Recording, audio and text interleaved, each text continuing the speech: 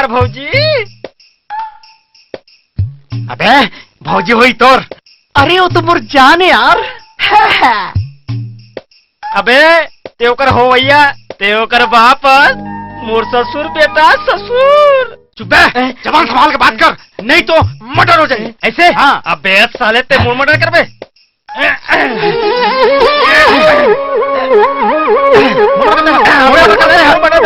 कैसे ऐसी बात है? चल चलो कर से पूछ ले था। चल। क्या कर रहा था मुन्नी? दिखाई नहीं देते, पानी भरा तो अंधेरा नहीं तो।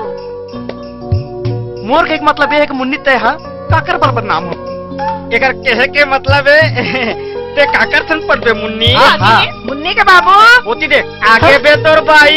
मैं कहत रहे हूँ मुन्नी के बाबू कहाँ चल रहे तो लग कति खोजत रहे। आई सुन ना मुन्नी बाबू, सुन ना प्राणनाथ, रुको ना प्राणनाथ, रुको ना।